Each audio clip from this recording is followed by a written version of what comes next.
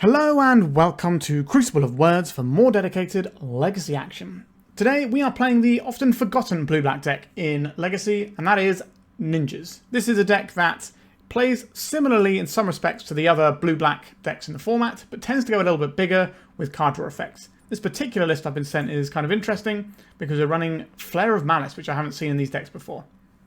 So, what is this deck and what is it trying to do? Well, essentially we are a mid-range grindy deck here. So we have things like Tamiyo, which is great for the grind, Bowmasters, which can stop our opponent's grind, Baleful Strix, which is a nice 2-for-1, and then we get to reset these creatures using Yuriko or Ingenious Infiltrator, which basically gives us a card draw engine that also attacks our opponent. And then at the top end we have Kaito, which obviously is just an absolute banger of a card. But in Ninjas especially, when you're getting emblems that make your creatures bigger, that is pretty tasty. So it's going to make more of our creatures larger. We are more dedicated to enabling the ninja mechanic in the first place. So this is probably one of the better homes for Kaito in terms of how much you get out of the Kaito. We are obviously playing just a bunch of good cards here. So we've got Force of Will, Murderous Cut, a bunch of Fatal Pushes, Ponders, Brainstorms. We've got Sink into Stupor, so we can use one of our lands sometimes as a blue card or sometimes as a bounce spell. We've got 3 Force of Negation. So this is a list that top-8'd a relatively large event in Japan, so I'm curious to see how we fare with it today. We are running the Retrofitter Foundry combo, so what this does is this allows us to make little 1/1s that can then get flipped into ninjas, as well as just having a nice mana sink in the mid to late game. We have the Ornithopter here, which is to enable our ninjas, but then this can just become a 4/4 with the Retrofitter Foundry, so there's some like various grinding elements that sometimes allow us to be really on the front foot as well. You'll notice there's no wastelands here. For quite a while now, Ninjas has not been a wasteland deck, and I think that is where it wants to be. I think not running the wastelands and just having your land so you can end up just casting your spells and grinding away. Same reason that it's not running days. You just want to be able to play your things and go a little bit bigger than people and just keep drawing cards and protecting it with your resources. We've got 4 Prismatic Vista here, so we do have the ability to play on basics quite nicely, which then brings us to the sideboard, where we have 2 Harbinger of Seas as our way of messing with opponents' mana. We've got some Consign to Memories as a little bit of extra counter magic. A Brazen Borrower is a nice little catch-all. A Massacre, which I haven't seen in a hot minute, but this is going to be lights out for some of the D&T style decks. And also the energy decks, which are really picking up at the moment. You know, your Guide of Souls, Ocelot Pride, that sort of jazz. We can just massacre them. Literally and figuratively. We have a 1-off Dystopia. This is quite an interesting one. So this is a 3 mana, cumulative upkeep, pay 1 life. At the beginning of each player's upkeep, that player sacrifices a green or white permanent of their choice. So if you've got somebody making a bunch of cats, you can make them keep grinding through them. You can use this to just evaporate the board of a Cradle Control deck. Lots of stuff going on here. We have 2 Strategic Betrayal. This is a new one. Target opponent exiles a creature they control and their graveyard. So this is Graveyard Hate. There's also a removal spell. It's not as effective as the removal spells you can play in this slot, and it's not as effective as the Graveyard Hate you can play in this spot, but it does both. So this is going to be really good against Delver matchups where they have creatures, but they also leverage their graveyard, but they're not dedicated, like, we must have the graveyard, but they just want some action out of it, so they have Murktides and Channelers and stuff. We have a Sheoldred's Edict. This can hit Planeswalkers, which is very important, just like the Flare of Malice in the main deck. Each opponent sacrifices a creature or Planeswalker with the greatest mana value they have among creatures and Planeswalkers they control. This is mostly going to be hitting Murktide or Kaitos. Then we have a couple of Extirpates, a bit more Graveyard Hate, some nice Engineering Explosives to clean up a bunch of stuff, and a Null Rod to round things out. Deck is a little bit different, a bit of a departure from some of the previous Ninjas decks I've played, but I'm curious to see how it goes. If we can get the ball rolling and just sit behind this wall of counter magic, it's going to feel pretty good though. Given the combo nature of the format, having 7 forces might be a pretty good place for us to be. And speaking of combo decks, I thought it would be interesting and amusing just to take a quick look at the metagame right now. So the last 7 days of the metagame, well, would you look at that? Dimir Reanimator is 16.4% of the meta again. I take no pleasure in saying I told you so. Anyway, so if we look at this meta, we can see a bunch of like combo decks. So we've got Dimir Reanimator, we've got Oopsal Spells, Painter, Mystic Forge, Sneak and Show, Doomsday. So we have a load of combo decks here, which means that all of our forces are going to be pretty good. And then the other decks that are in the sort of top most played decks are things like Dimir Tempo and Is It Delver, and the Grixis Tempo as well, where we're going to want to have the grinding elements of the Yuriko and the Ingenious Infiltrator and stuff like that. So I think this is an interesting mix of tools to take on the format, and I'm excited to give it a whirl. You can thank one of my long-time donors for this one, who likes seeing ninjas on the channel. They support the channel and they let me play some cool stuff, so big fan. Alright, let's go and play some games. Like and subscribe and let's get ninjaing. For free, fast and secure worldwide shipping on high-end singles, classic products and full sets, check out 3for1 Trading. Whether it's the legacy or pre-modern that I play on this channel, or even vintage and old school, they've got you covered. Find them through the link in the description of this video and use my code COW3 for free worldwide shipping on your first order over $500 or euros. I do not like the Sink into Stupors as our only mana here, so I am going to send this one back. This requires us to find a second land. We're on the draw though, so we have 2 draw steps to find a land or one of our 7 cantrips. It's a little on the sketchier side, but if we find a land, this hand absolutely slaps. So I am going to keep this one and bottom an Ornithopter. We can also go and get our one of Surveil land to try and find the extra land. So we've kind of got half a ponder to get us where we need to go.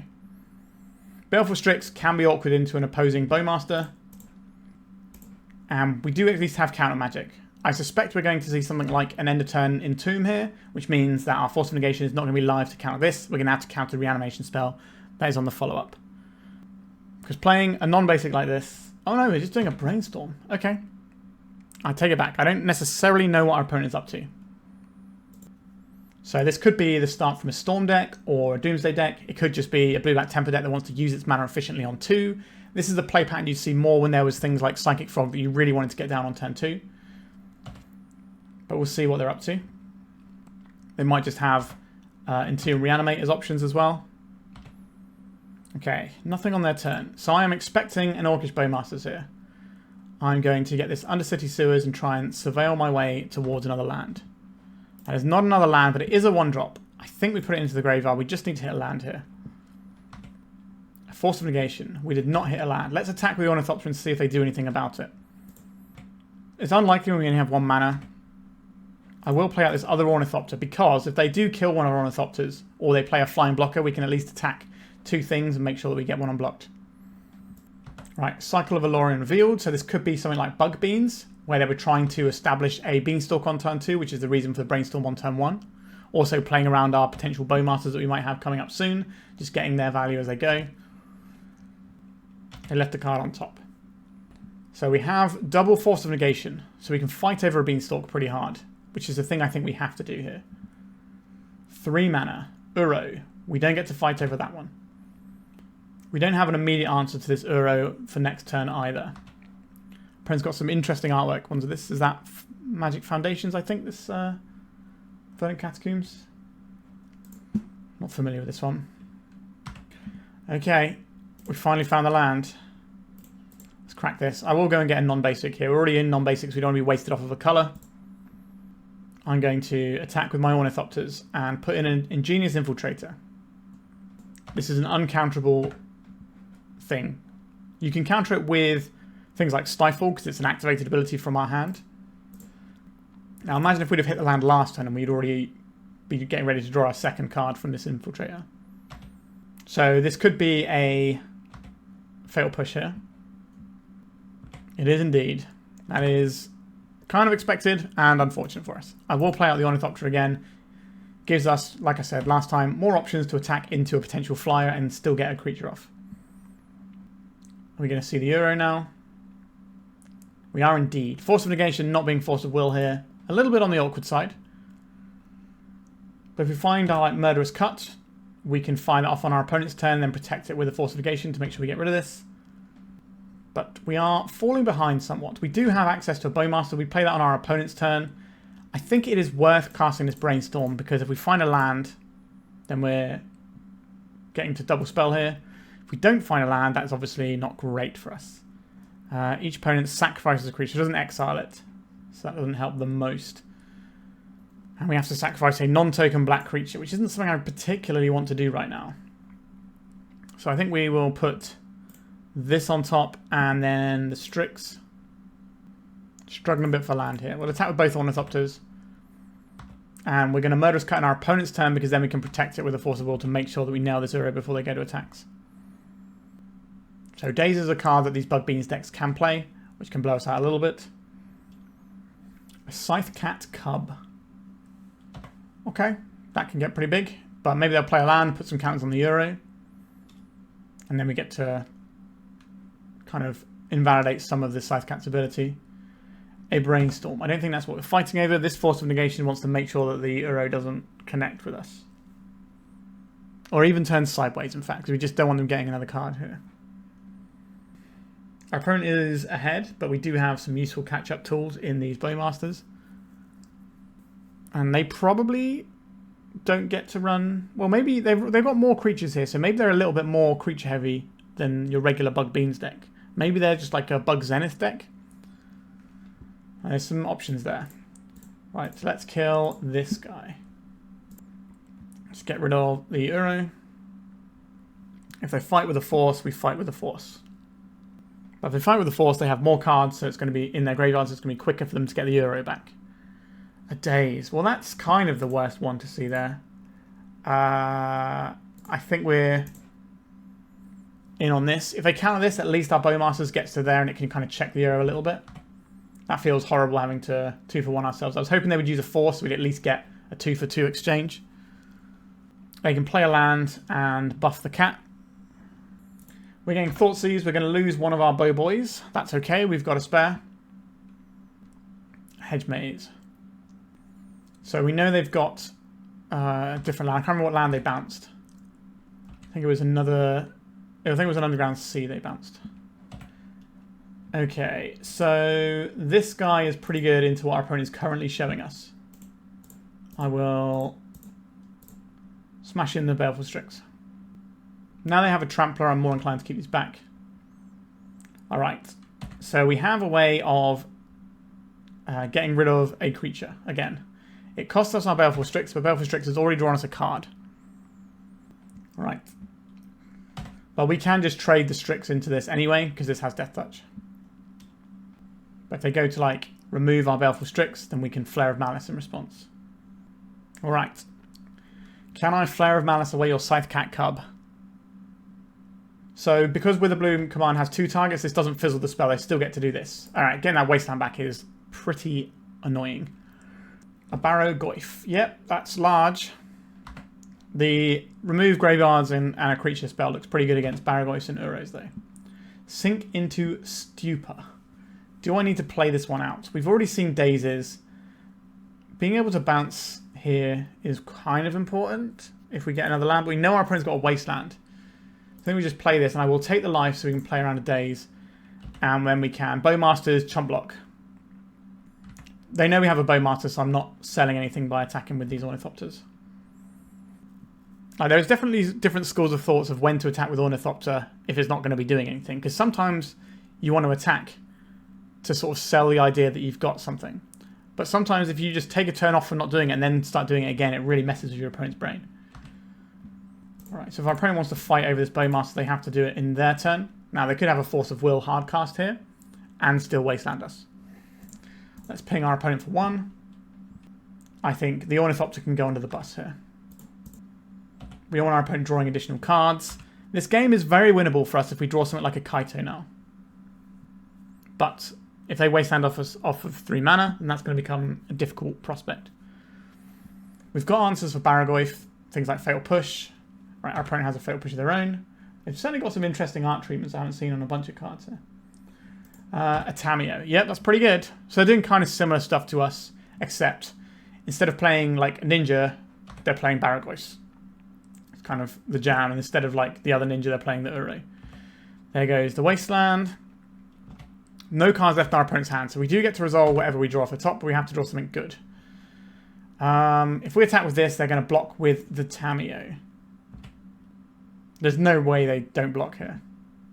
We don't get to put anything through here. They're just going to draw 2 cards off these Barrow Goyfs. I think we're pretty much done here. When it's just 1 Barrow Goyf, maybe we can get in with a Kaito. But we'll see what they hit off these Barrow Goyf mills, and then we'll decide what we're doing. We only have 1 Flare of Malice, so there's no point keeping this around for those purposes, but this might help us cast something else. Having multiple creatures means it's going to be easier for us to get a ninja in.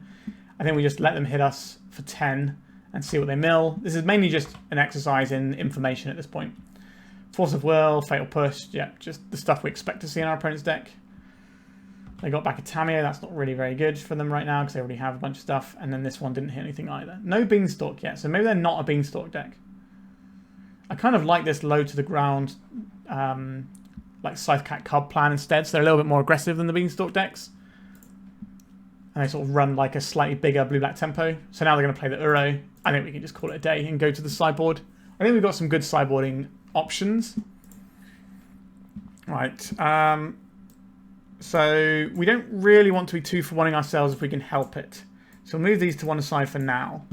What cards look good here? Extirpate seems reasonable. Shutting off their lands seems reasonable. The removal spells seem reasonable. I don't think we want a Dystopia. They probably don't have that many green permanents at the end of the day. I don't think this is an explosives matchup either. So Borrower is also reasonable. So this is a selection of stuff I'm interested in. And this is a selection of stuff I'm okay to put in the bin here. So that's kind of an interesting swap. We could just swap these things out and have this going for us. And then do... so there's an argument to not have 2 Extirpates. We could just have 1 Extirpate because we've got these strategic betrayals. Like the Extirpate is just going to be for Uro. I think having another answer to Uro is a reasonable place to be. We can have the explosives that can deal with Tamiyo. It can deal with the opposing Bowmasters and stuff like that. But I just think this is probably where we want to be. Now there's an argument that we could keep some forces in and try and protect our Harbinger of the Seas. But I don't really want to just be pitching 2-for-1. I just want to be outvaluing our opponents. We could trim back on Ornithopters and just keep like a Miser's Force of Will in. But if we get up and running early doors with our Ornithopter, it's very strong. But this is obviously a very bad top. I don't think we can have Ornithopters and Force of Wills in a matchup like this that's going to be very fair. I think it has to be one or the other. Now, Force of Will is kind of the better card, I would say.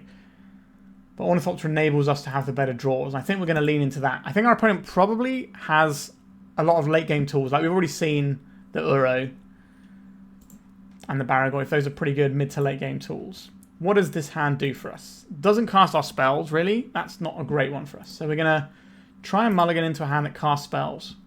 Okay, I like this one. I think this is probably keeping and putting back the Harbinger. This leaves us open to draw a Ninja. So that's not too shabby. We've got Fatal Push if our opponent has something that comes out of the gate early doors. For example, a Tamiyo.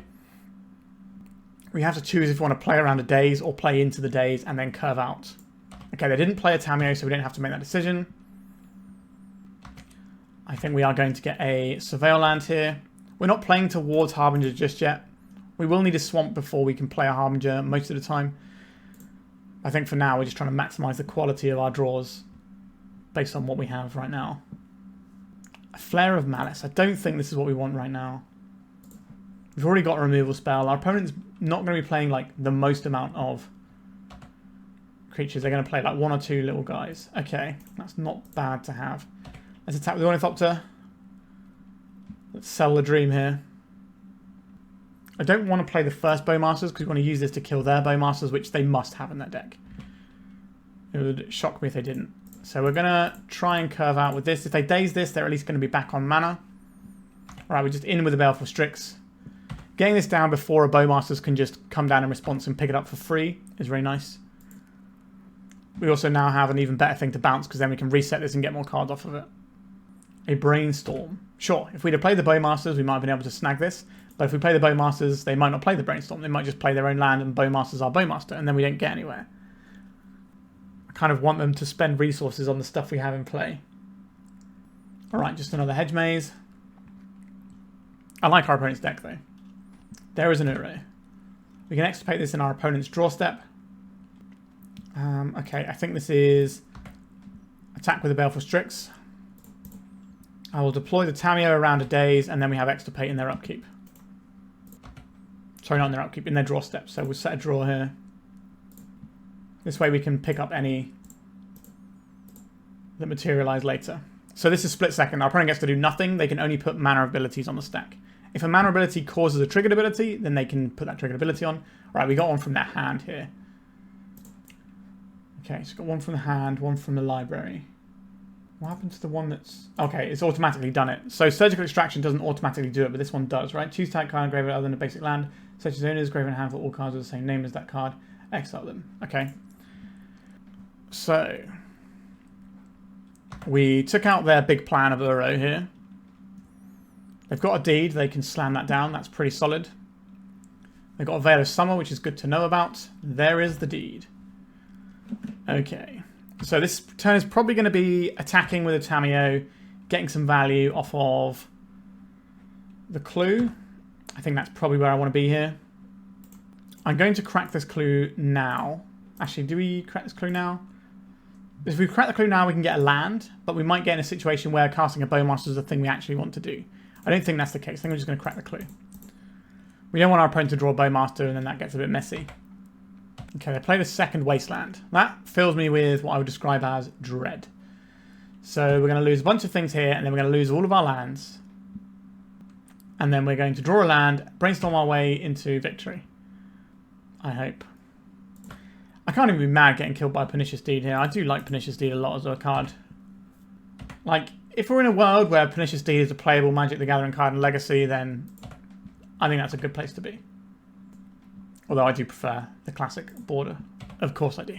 Alright, so they've got Sightcat Cub here. Playing a Verdant Catacombs, so they're going to put 2 counters on this. And we are falling behind. They might have the Underground Mortuary for the full set of Surveil lands. No land. Alright, we can pack this one up pretty soon, I think. Our opponent is going to snowball this game out real quick. So saving this so that when they play a land this turn, they can double the 2 counters instead. It ends up being more damage that way.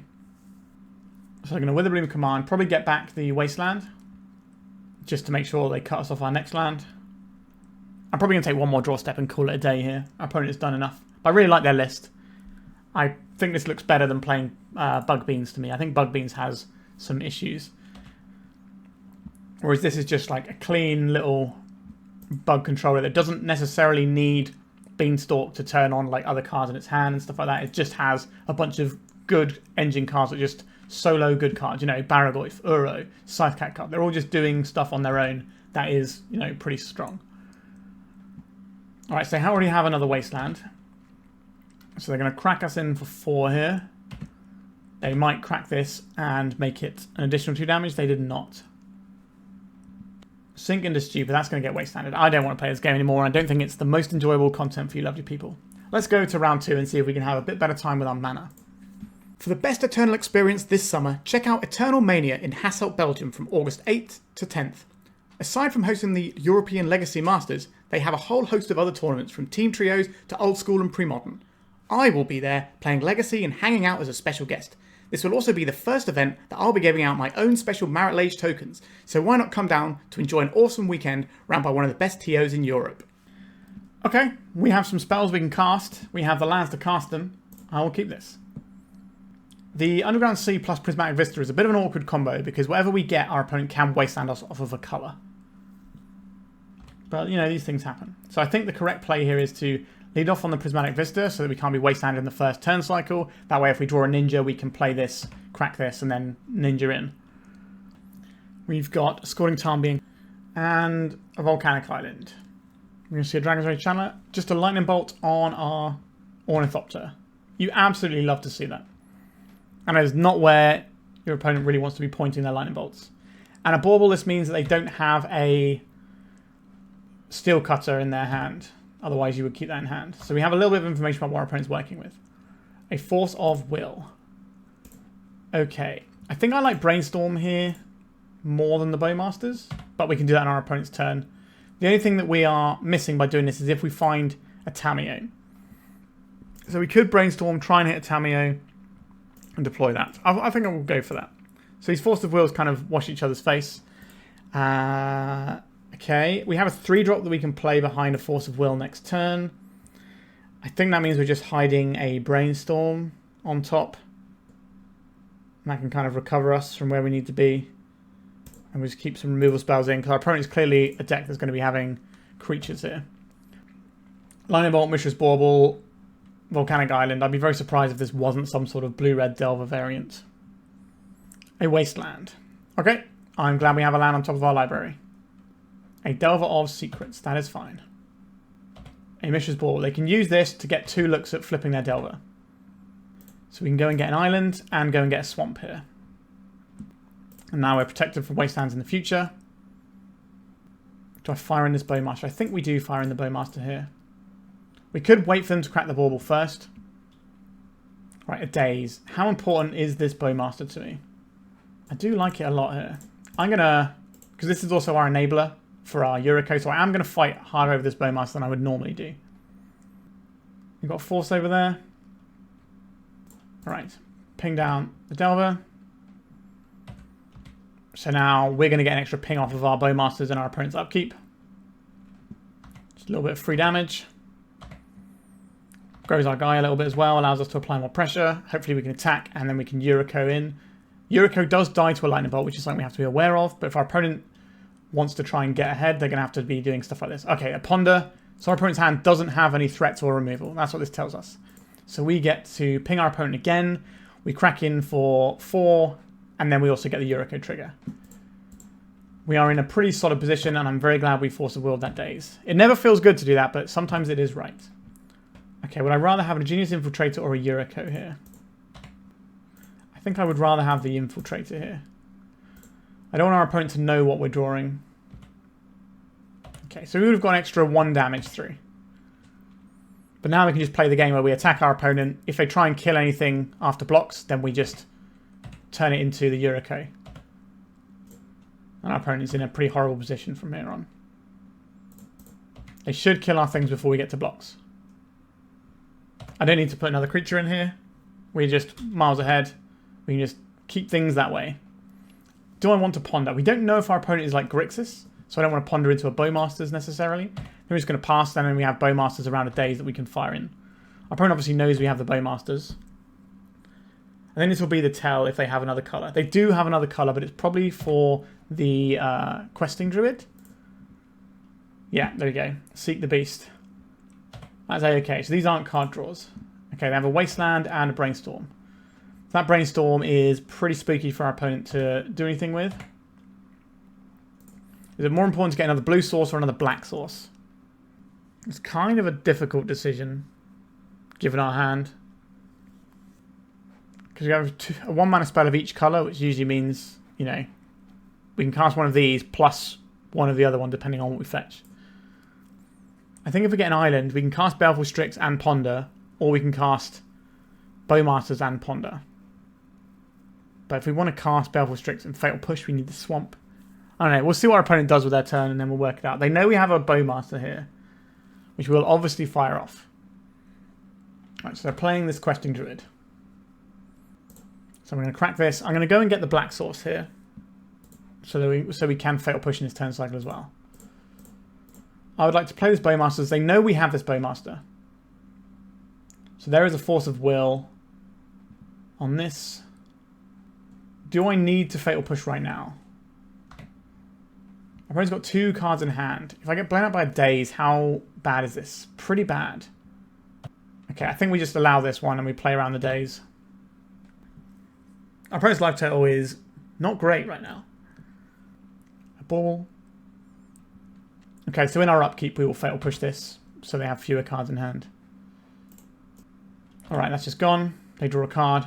We have lethal damage in play.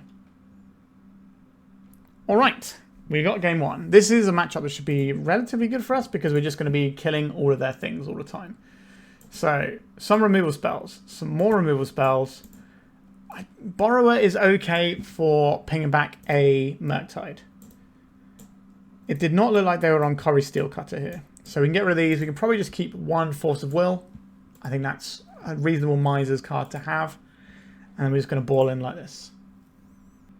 Okay, this hand is fine. We have a lot of Brainstorm, so it's kind of a lot of mysteries. But we have 2 basic lands we get to play on. We've got something that can roadblock their creatures. Our opponents are also mulled to 5, which isn't the worst for us either. So yeah, we're probably going to actually fire off a Brainstorm very early doors here. Because we want to cast this on 2, we may as well try and turn these into better cards, right? Because these are potentials. We need to make them into something useful. Okay, so we have a Delver of Secrets on 1, that's fine. Our opponent's on 3 cards left in their hand. Right, we're going to go and fetch ourselves an island. I think I'm just going to Brainstorm straight away now. Okay, removal spells, always nice. Undercity Sewers, we're probably not playing that next turn. We could play it the turn after. Which means we're just going to be drawing all of these cards anyway, so we just need to work out which order they go in. I would like the ability to Bowmasters. I think Murderous Cut is going to take a little bit longer before it works. And we just put a land on top here. So maybe Bowmasters is something we can play next turn and ping this Delver if it doesn't flip. Our opponent doesn't seem to have any hand disruption. They're just blue-red splashing the green for the Questing Beast. Questing Druid, not Questing Beast. A Dragon's Rage Channeler. Okay. So it's an interesting call which creature we kill. Or attempt to kill. I will fire in a Bowmasters here. Do you have a Daze? I wouldn't be surprised they had a Daze. Yeah, there it is. But we have to work through these and cast our spells. The Baleful Strix and the Bowmasters are similar in quality in terms of what they do in this matchup. Except the Bowmaster sometimes doesn't get to kill Delver of Secrets or Dragon's Rage Channeler. So getting out early makes more sense, whereas this one can always get in the way. Alright, they missed again, and then they're going to fetch in response. Oh, sorry, not response. In their upkeep before they go to their draw step. Let's remove this draw step. Stop, we don't need that for now. Alright, a Ponder. This is the sort of thing our opponent wants to be doing. So we're going to draw a Murderous Cut next turn, and then we can play the Baleful Strix, mill over something to feed our Murderous Cut for next turn, and then we can like have a Borrower, we can have the Strix. We've got some stuff going on. The Channeler is now a 3-power creature, so they're coming in for a reasonable amount of damage. So we do need to get some stuff down and work our way through what our opponent's doing. We could be in a situation where we just get dazed a bunch and lose the game. But let's hope that doesn't happen. Right, we're in with the Baleful Strix. Do I want to have another card draw spell? This is a Murderous Cut. I will play this out. We have the ability to Murderous Cut one of these creatures, but then we can also have bounce spells. Okay, they have a Lightning Bolt. Okay. And then we can also bounce some of the other creatures. So they're going to bolt our creature out of the way and then swing. I think this is going to be a Murderous Cut to their guy turn. Okay, Pyroblast. So now we know the last card in their hand is a Lightning Bolt. It's going to go to our face regardless, isn't it? So we're going to make them Surveil before knowing that they're going to be losing their creature. These creatures are better to bounce than the Channeler, I think. So we're just going to cut the Channeler. Which is a lot of damage. We're going to get ourselves a Swamp. Let's cut this. Get out of here, Dragon's Rage Channeler. We know this will work. We know the last card in their hand is Lightning Bolt. They'll probably Lightning Bolt us in response so that they can get the Surveil to try and make their next turn better. They did not do that. Interesting. Maybe they're holding out in case we have additional Baleful Strixes. That makes sense. Okay, Brainstorm. Let's get that on the go. Ponder, Yuriko. These aren't the things we necessarily want right now. I'll put these two away. I will go and get ourselves an island. So we could bounce one of these and take less, but I think the correct play here is to try and ponder our way into a removal spell. Fatal Push is a removal spell. Cool. But we're still dead to their Lightning Bolt, aren't we? So we kill this. Our opponent Lightning Bolts our face and we die. I'm not going to disrespect my opponent. Alright, let's go back to the drawing board. I think our deck is fine. Our opponent just had a very good draw with the right things at the right time. And then we had to cantrip our way into stuff while our opponent was just beating us down. Like, we had a bunch of removal spells. Like, we find an Engineered Explosive there with our draw step. Then we get to just fire this in and kill both of their Delvers. And then we're somewhat stable, although if they draw a second bolt, we can die to that. But yeah, I think this is fine. Really powerful draw engine. We can make some 4/4s, so we can be the aggressor here, which is something our opponent might not expect. Our opponent's kept 6 cards over there. We also get to play on basics, which is kind of a big deal. I think we will play out both Ornithopters. We have a reason for them here. And I'm not going to just make a 4/4. I am going to get the Tamiyo. It is the more powerful thing to do, I think. Okay. I don't think our opponent has a Force of Will, because they would probably Force of Will this Tamiyo. We're going to get Pyroblast on this. A Meltdown. Ugh. Why would you do that, opponent? That was a pretty good Meltdown. I would not expect my opponent to have brought Meltdown in this matchup, but here we are. Okay, so I guess we're going to attack. And then we're going to flip this with a Brainstorm. We don't really want this Retrofitter Foundry anymore. They can daze this so that we don't get to shuffle away our Brainstorm. I'll get rid of this one, and I will get rid of... I think it's the Kaito for now, actually. Well, we probably want both anyway. So we're probably just going to draw the Kaito. So we're probably going to want the Kaito, so we'll draw the Kaito next turn. And then we can Strix and push. I think the Tamiyo should run away with this game, but there are things like Pyroblast on our opponent's deck. But this has already got us a clue for later. So this is kind of recouping the lost value to the Meltdown. There is the Pyroblast, as expected. But that means they're not Pyroblasting our Baleful Strix. Let's crack this, go and get ourselves a Swamp. I guess they saw the Baleful Strix, so maybe that's another reason to have the Meltdown in. They got another Pyroblast. Pyroblast is a big tool that our opponent has against us here. Do you have the Pyroblast? Okay, so we're pretty much even Stevens here. We both got 3 cards available. Our opponent's just about to draw a 4th. One of ours is locked behind a clue. A Brainstorm, that's a very nice way to make sure that the cards in their hand are the right ones. The Kaito is something we might have to pay 4 mana for. We might not be able to cheat it in. I guess they might have guessed that we had the Retrofitter Foundry in our deck as well from seeing the Ornithopter. That's a relatively common thing in Ninja decks. I'm not a huge fan of it. I think I actually prefer the builds without it. But it's a thing to expect. And if you're going to try and hit some Baleful Strixes and stuff, I can see the sense there. A Dragon's Rage Channeler. We have a removal spell for that. And you can bet I'll be firing it off. Let's push this. Let's play a Tamiyo. Got another Pyroblast over there.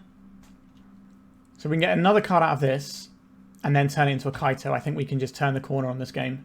Because the Kaito is just so brutal. Now, yes, they have Pyroblast, but they've already used 2, and I doubt they have more than 3 in their deck. Okay, so Kaito is not coming on through the Tamiyo. If our opponent plays a Murktide here, then that can be a little bit sketchy for us.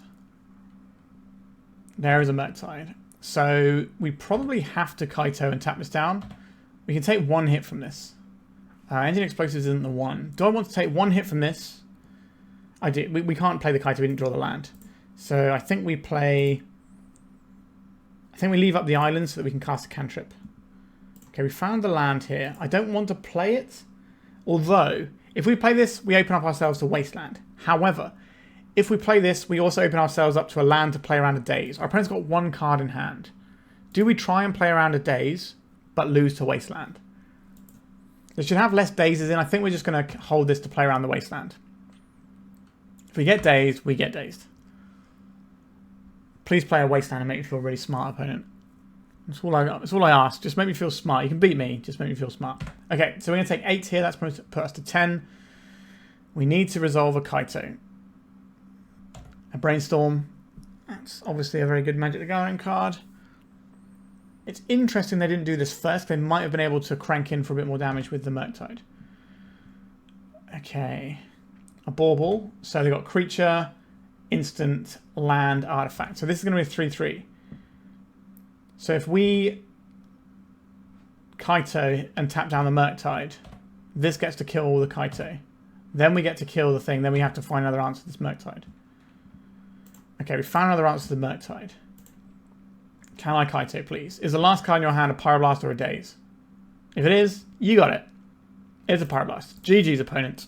Yeah, I think the blue-red Delver decks are pretty good still at the moment. I think it's a good time to be playing Pyroblasts. There's a lot of stuff that it hits. And like a deck like ours, where we're trying to play higher up the curve stuff, it can really get punished by it. I thought we would have been fine in this matchup, though. But obviously, you know, Delver sometimes just Delvers you, and that is life. All right, let's go to round 3. Whilst I may not play Pauper, I know a lot of you lovely people out there do. So I thought I'd let you know about a great charity Pauper tournament happening in upstate New York on the 21st of June. The tournament is in support of the Trevor Project and Trans Lifeline, so sign up to help a worthy cause and have fun doing it. It's a troubling time for our trans comrades out there, so show them that you've got their back. Click the link in the description of this video for more details. Okay, what do we think about this one? The mana very much puts me off. This is a mulligan. I don't like having 1 land, but we have a game plan. We have some tools that are useful.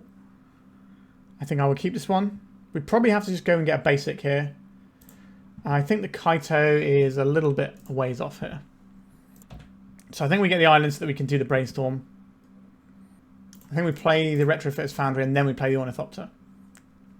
If they use a Force of Will on an Ornithopter, they're more likely to counter the Retrofitters if they see the Ornithopter first. An Urza's Saga. Yep, that is a pretty potent Magic the Gathering card. Would I like to bash my opponent for 4? A Bauble. Okay, so we're looking at something a bit 8-casty over there.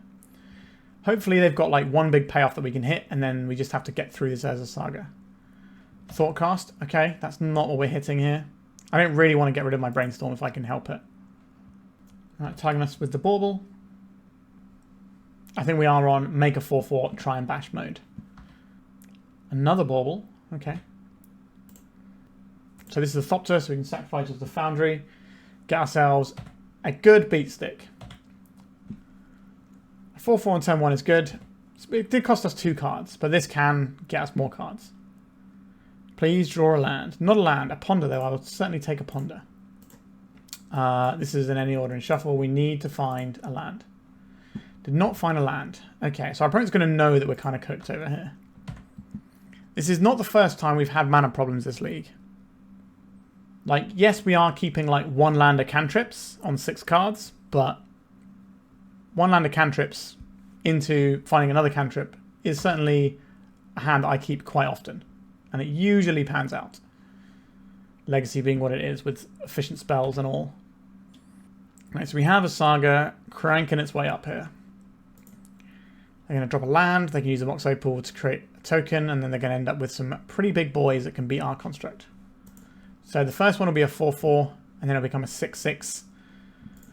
Alright, Soporific Springs taking some damage is nice for us. We now are in a decision tree involving whether or not we want to trade our construct while we can.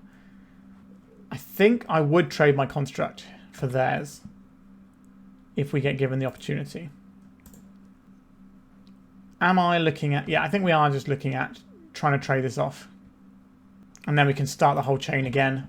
This is basically trading an Ornithopter for an Urza's Saga token. Because this will be 4 because they got 3 artifacts here. If they want to trade this off, I think that's where we need to be here. If they don't trade it off, then we can kill this. Or we can make some chumps for it and then kill their blockers. We need to see what they get out of here. If they get like some speedy boots and want to go fast, then we can blow up their guy that's about to get equipped. And that might change what they want to do. And then we can follow up with a cut. But if they don't make speedy boots, maybe we're just going to be firing in with one of these little tokens and then working our way up the chain, because we can chump block their guys and then turn them into bigger things on subsequent turns. And that's really annoying for our opponent to deal with. Well, okay, so this makes their guys unblockable. That's kind of a big deal. Another Saga. I was about to say the one thing we don't want to see is another Saga. But here we are. Okay. So our opponent's got some damages over there. We're going to take the 6. And then we're going to make a 1/1. And then we're going to kill this. We want our opponent to spend mana to make their guys unblockable. Okay, that is a nice pickup here. I'm going to Fatal Push this blocker. I'm going to crank in for 5 here. So we have lethal next turn. We can turn this into a 1/1 flyer, but that's not really what we're about here. We're looking at Murderous Cutting their blocker. If they keep 2 back, then we can Murderous Cut and then try and Brainstorm our way to another piece of removal. I think this aggro plan is working out to a degree. We'll see what they get out of the Saga next turn, but hopefully they won't be it next turn. They're only on 4 life here. We can just crank out another friend as well. If they don't attack here, we're probably just cranking out friend. We could get a flyer because the flyers are going to be good at going over our opponent's head and getting those last bits of chip damage in. Let's see what they want to do with their construct. They're not coming in. Okay, I would like, in this case, to create a flyer here. And I will Brainstorm at end of turn, looking for some more interaction. We're going to need to be mana efficient. Okay, so that is interaction. So I guess we do it like this. So we can kill both of their blockers here. try and take out this guy. Then we can try and crash for the lethal damages. When they make a guy, we'll try and sink it into Stupor. Counter anything before. That doesn't mean they can't counter anything now. So get friend. And we try and sink it away. Now they could have Metallic Rebuke here. Which would be pretty good. Alright, they don't, and we managed to get over the finish line. Okay. Our opponent's playing artifacts, are they? It's weird that we want Engineered Explosives and Null Rod, but we do. We also want these Harbingers because one of the scariest things our opponent has is the tokens. I don't hate having more removal here. Colorless stuff here to counter colorless spells is pretty good. I don't think we want Force of Negation, but I will still keep some Force of Wills if we can. If we're boarding in the Null Rods, we're probably boarding out the Retrofitters. I think that makes some sense.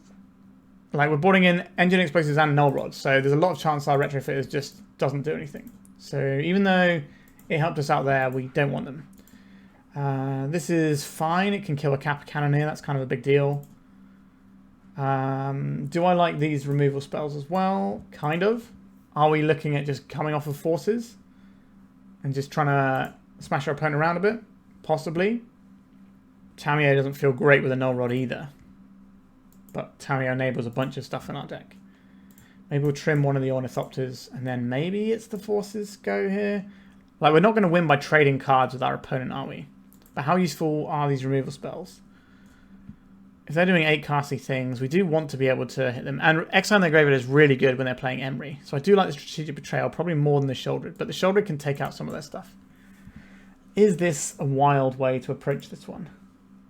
I don't think trying to 1-for-1 or like 2-for-1 ourselves, trying to counter their stuff when they've just got a bunch of draw 2s in their deck is a great place to be.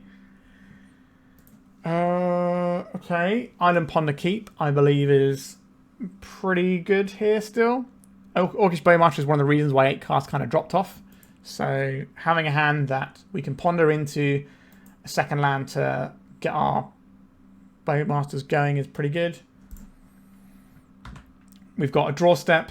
We've actually got 2 draw steps and a ponder before we miss our land.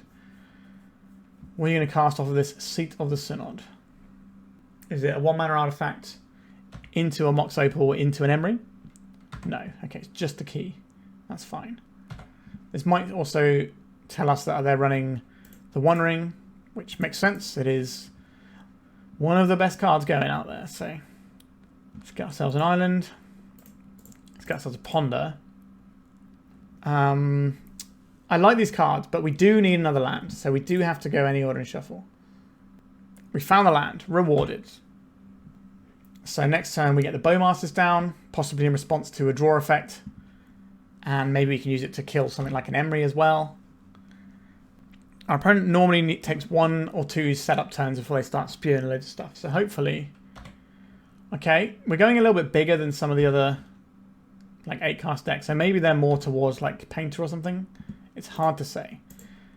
I'm just going to go and fetch a Swamp now, so we don't get into any weird timings. We know what we're getting anyway. So we have Consign to Memory for like the One Ring. We have Orcish Bowmasters, which could also be for the One Ring. It can do some other stuff too. A Bauble. Sure. That's something that if they draw a card with, we can have a bit of joy. If they just play out a Kappa Cannoneer here, they would have played out a Kappa Cannoneer before playing out these Lotus Petals because they would have just used this mana for it. So I don't think they have a Kappa. We have an answer for a Kappa though. It feels like a Metallic Rebuke coming our way. I will just start to get something going here with this Orcish Bowmasters. This is probably worth a Force of Will to our opponent if that's what they're sat on.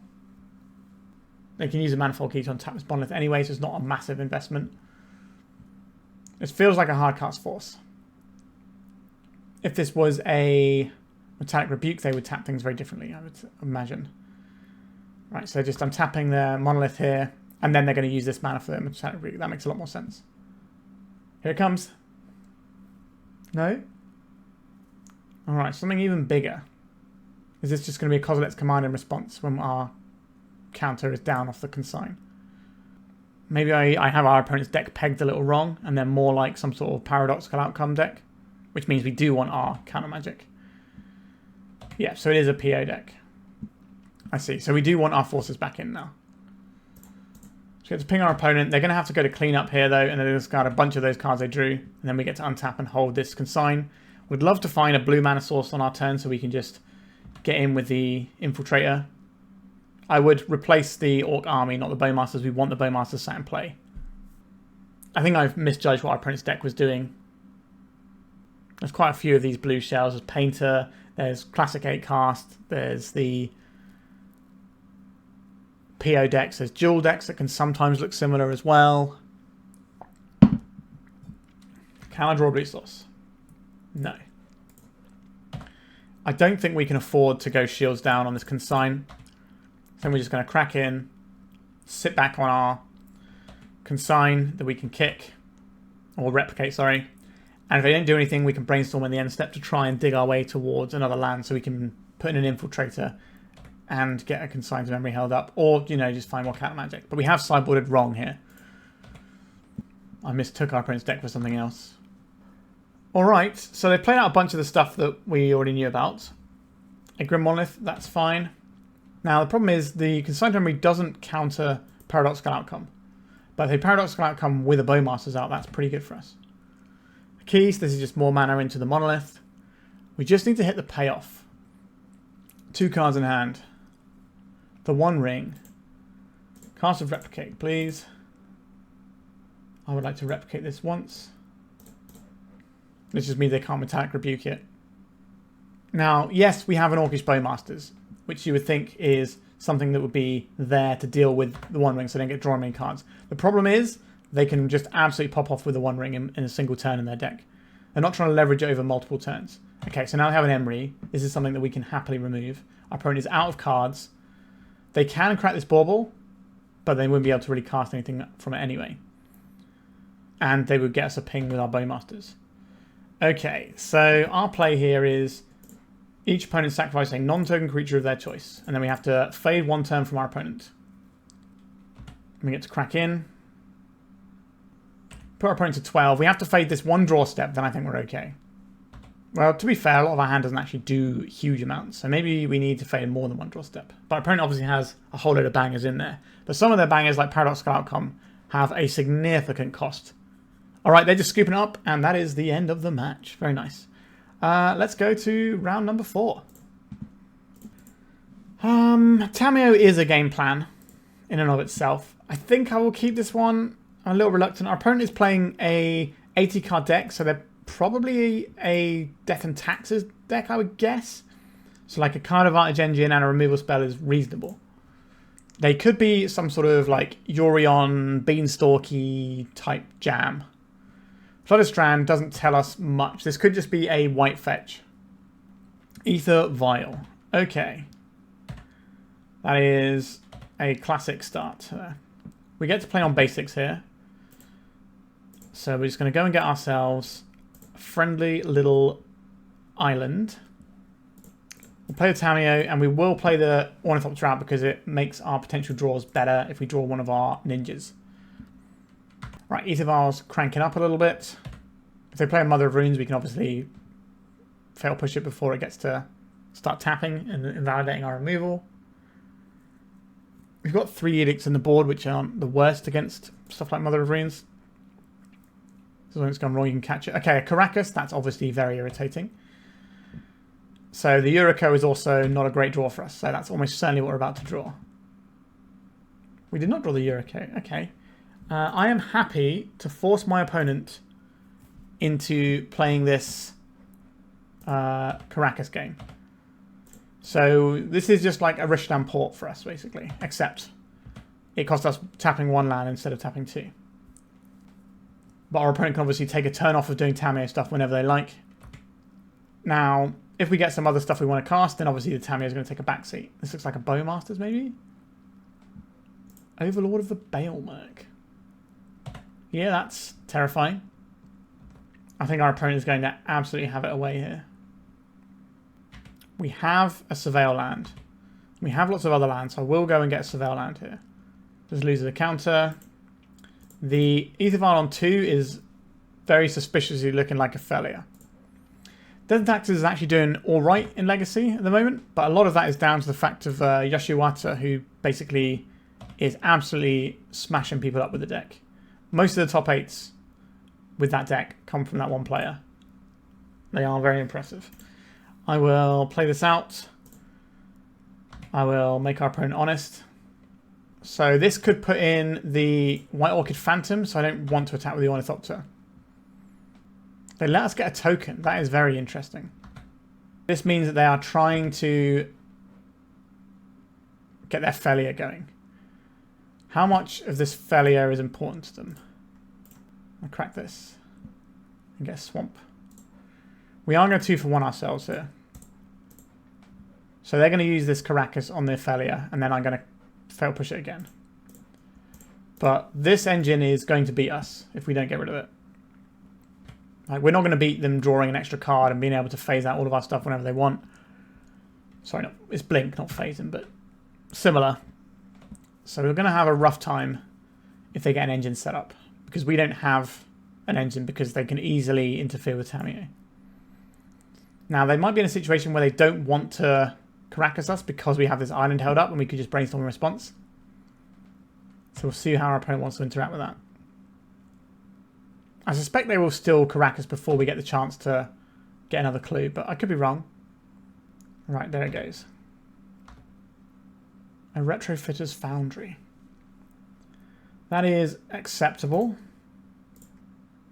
I'll attack him with his Ornithopter and see if anything happens. Nothing happened. Okay. I think we have better uses for 2 mana than playing the Tamiyo now. Well, for 2 mana, yes. So playing the Tamiyo just loses us a mana without getting us any real value. Because we can make a 1/1 or we can crack a clue. Now our opponent held open Bowmaster mana there, so that's something we have to fear. We will have to deal with his Overlord at some point. We can just bounce it with this Sink into Stupor, and that should hopefully be irritating. Again, our opponent has Orcish Bowmasters as an option here. So I'm inclined to make a 1/1, I think. Like, if they have the Bowmasters, it's going to be very hard for us to get round either way. So they can play it now and pick up our guy. They are Swords to Plowsharesing our Ornithopter. Okay. 2 cards left in our opponent's hand. A Tamiyo. That's not the one we wanted, really, was it? So in comes a Servo. You get to crack. That's nice.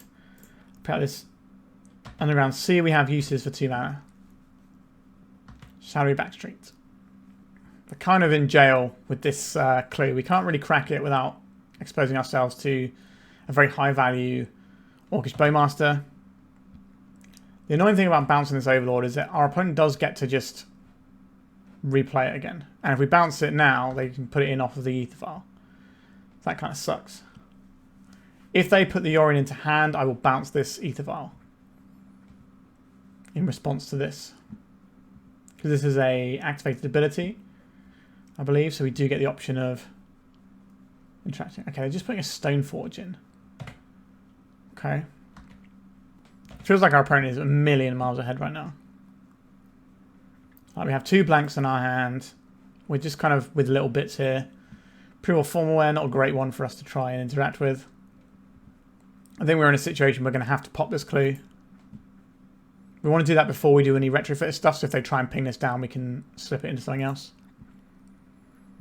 Another Caracas. Understood. Are you going to put Yorion into hand and force us to bounce this Ether File? Oh, do we not get to... Oh dear. I thought this was an ability we could respond to. Now we're in real trouble. Yeah, we're just dead there. Alright, our opponent had multiple engines assembled. The Death and Taxes decks are pretty good, taking out sort of things that we're doing. I would like these Engineered Explosives. I would like more removal spells. I would like this Massacre and this Dystopia. This all seems well and good. What do we need to cut here? Force of Negation looks terrible, so that can go. This has kind of been the theme all day. This is very good against the combo decks, but it's just not been what we've been playing against today. Flare of Malice is a removal spell. I would like to keep that. This can kill some of their guys, including their Bowmasters, so we need to keep them. Retrofitters is fine, but not impressive. I don't really want to be 2-for-1 of myself with these forces, so out they go. I don't think we... actually, no, we do want these consigns, don't we? Can I get these consigns in? What is going to come out? That's a tough one. Maybe we'll trim on some Tamiyos because of the Caracas. Alright. Actually, we should trim on a Yuriko instead, if we'll let us. Alright, let's try that. Because Tamiyo can still come down early and pressure their mana a little bit. Okay, so Dystopia is green or white permanent. So this can take out a bunch of creatures. If we're sort of like behind, it's a reasonable way to catch up. And we can just pay and it just stops them playing stuff for a while and we can try and tempo them out. Okay, Massacre. Very powerful card. I will keep this. So we're going to get a blue source here. This is just going to be a basic island and Tamiyo again. They can Caracas and shut us down, but that is the game sometimes. Alright, not a Caracas, so we get to do stuff with our Tamiyo. Delightful. So if they want to Swords to Plowshares, they'll do it before we attack. This means to me that our opponent doesn't have a Swords to Plowshares. That's what this is telling me. So I'm going to go for the ninjutsu. Now, if they've just been incredibly disciplined and let us get a clue, then sure. What is happening in response here? They can fatal push this. It is a mana value 4 creature. Okay, they're just getting Shadowy Backstreet. So we're going to connect here. This dodge is Snuff Out as well, which is a thing our opponent can play. Whether or not they are playing it remains to be seen. I don't think they are, but... Okay, so now we get to crack in, get a free card. A removal spell. Big fan of this. We have many removal spells. The thing we don't want to see here is a Wasteland on our Underground Sea. But I don't know if our opponent has time to do that until they answer what's going on in front of them. Because if they spend their turn just Wastelanding us, then they don't get anywhere. But if they Wasteland and kill our creature, then they're alright. An Orcish Bowmasters. Sure. We have our own Orcish Bowmasters. So this is excellent. This is one of the reasons Orcish Bowmasters is still in our deck, to be honest. Because it answers an enemy Bowmaster. Right, so we're going to go to attacks. Maybe they'll let us draw a card in the hopes of making their Bowmaster larger. So we'll see if they block our creature. They are blocking our creature. Okay, so we'll just kill this. And then we don't have to Bowmaster. We can just hold open the Bowmasters for now. I'm going to play this tapped as a land. There is a swamp. They're going to Thoughtseize us. They are. Okay, I'm going to play this Bowmasters. Like, it's not amazing here, but it's fine. They're probably going to take our Massacre. But we have many other removal spells where that came from. Right, let's take out this Bowmaster. That's going to give us a little bit of width in our board, so we can start attacking and be a lot easier in terms of putting some ninjas into play. So they're going to take the Massacre, surely, because that's a really difficult thing for them to get through, unless they're trying to go bigger, in which case they might want to take things like Murderous Cut. Goodbye, Tamiyo. Another Orcish Bowmasters. Sure, we're going to lose our Bowmasters. This old chestnut. Sure. Swamp. Beautiful, beautiful swamp. Let's attack with our friends and see what our opponent does. Just jump in there. That is fine. They took the Tamiyo earlier, which is interesting. I don't think we need to kill this Bowmasters just yet. We might get a target that becomes more pressing for us to answer. And we might just be able to sweep a bunch of stuff up with a Massacre. Alright, I'm going to fatal push this Bowmaster. Still in the end step. I'm going to draw an extra card. They got another Bowmaster. They did not have another Bowmaster. So we've got the Consigned Memories to stop various spooky triggers our opponent may have access to. So now we get to swing in. So Felia is a flash threat they can have here. They could just plow our guy. Containment Priest. Okay. So they know this is going to die to our fatal push here. Can I get an extra card draw here? White, white, Ophelia. Sure, I will kill this as well. Draw a card. Flare of Malice is interesting. I'm going to play that as Retrofitter Foundry. I should have played it off the Soporific Springs, because this way they can Wasteland us off of Consign, which could end up being huge. Okay, so they played a land, so we're not going to get Wastelanded off Consign. So we're not punished for that tiny little misstep. 5 mana. It's a Solitude. So we can Consign to memory this trigger. I think it's worth losing this guy, isn't it? To just kill this. Oh, it says non-token, doesn't it? Okay, I will just cast this. So they lose their Solitude and we just keep the cards coming, which is all we're interested in doing here. Just let the cards flow. We get an Ornithopter, we get a Surveil land as well. This can become a 4/4, and our opponent is dead on board. Put Yorion to hand. Right, I think I'm going to Surveil land first, and then we'll make the Ornithopter into a 4/4. I'll put that on top of my library. It's pretty good in this situation. Let's turn this into a 4/4. We're going to attacks. Because these are both ninjas, they'll both trigger off of the ability. So 2 mana. An Orcish Bowmaster. Sure. They're going to ping down our Orc army token, I suspect, here. There it goes. Okay. We will attack with our friends. They have to block one of these. And they're just blocking that one. So what I'm going to do is I'm going to... we're going to do it with lands that can be wastelanded here. So black, blue. We're going to put in a Yuriko. Yuriko doesn't draw cards, it puts the card into your hand. So they're not going to get anything off their Bowmaster right now. And this could flip over something that kills them, like a Murderous Cut.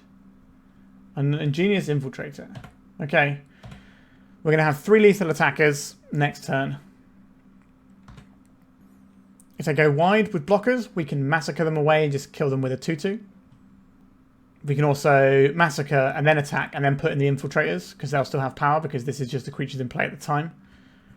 So our opponent is in trouble and they agreed and we're going to game 3. Do I want to change anything with this? I don't think so. I just like having a whole bunch of removal. Who'd have thought? Yeah, I think we just rock on with this. We got explosives. We've got Yuriko. Sorry, we got explosives. We got Dystopia. We've got Massacre. We've got some pretty good ways of sweeping up multiple things, which is what we kind of need to do a lot of the time. We got a removal spell. We got Ponder. I'll keep this. The Exile in the Graveyard isn't really going to be big here, but it can mess with the Overlord of the Baelmerc. Overgrown Baelmerc. That's probably a green card, a green-black card in the future. Okay, let's go and get ourselves a basic island. We just want to keep playing on basics where possible here. And our Ponder, we are looking for more removal and some pressure. Retrofitter is pressure of a sort. Kaito is pretty nice for later on as well. Alright, I'll stack all 3 of these. And then we can decide if we want the Kaito or not. Because we can ponder into it and then crack effects if that's what we're doing. We'll see what our opponent's up to and then we can make some decisions. A Wasteland. Okay, so playing around this, there's also no Bowmasters coming this turn. Would have been nice to consign that, but isn't the world we're living in right now. Do I want a Kaito? Or do I want to like Brainstorm and try and fix my hand here? I could Brainstorm and then play the Retrofitters. That way we don't have to worry about the Bowmaster. We've got a decent chunk of lands in hand here. Okay, I'll get rid of this Sink into Stupor. And the second Retrofitter Foundry. And this will go and get us a black mana off of a swamp. And then I will deploy this Engineered Explosives. We can trade this for the Ether Vial next turn. This also means Mother of Runes isn't the thing we have to worry about right now. They could Skyclave this, which would be kind of wild, but it's a thing they're allowed to do. But we want to get the explosives down and use before we play the Retrofitters. Okay, so they got black mana. 3 mana. Is this going to be a Lorana the Third Path? Sure. Bit rude. A little bit rude there. So this wants to be a blue source. So I think we go... They can lose some stuff here. And then we're going to go and get the Tamiyo in. I think that's the easiest way of enabling the Kaito next turn. And the Kaito is probably the best thing we can do. They have more answers for it than some decks do, because things like Skyclave can pick it up. Alright, Ether Vial is cranking its way up. This is where they immediately play a Caracas and just boop our Tamiyo out of play. Okay, it's Scrubland, so no Caracas this time around. So we sound like a Bowmasters to punish our clue cracking. It's an Overlord of the Belmerk. What are you going to find here, opponent? The Containment Priest. It's just a guy. They can flash it in. What is the text of Containment Priest? Does that stop ninjutsu? I think it does, right? Because he's a creature. He enters as a creature. Yeah, I don't think that works for us. That kind of sucks. So there's clearly some Orcish Bowmaster stuff in our potential future here. Could be a failure, which means that if it isn't a failure, we probably want to be doing ponder stuff. I'm curious about this interaction with Kaito and Containment Priest. Give me a second, I'm just going to look it up. Alright, the internet tells me that the Containment Priest will stop my Kaito from coming in. If I were to ninjutsu it. Okay, I think I'm going to cast a ponder here. If you got a Bowmasters, you got a Bowmasters. Okay, I like having access to Murderous Cut quite a bit here. Is it worth the other cards on top? Yeah, removal spell that we can cast is not the worst. I will deploy our Retrofitters, I believe.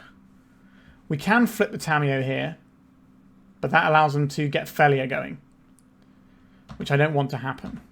So the plan is we consign the failure trigger.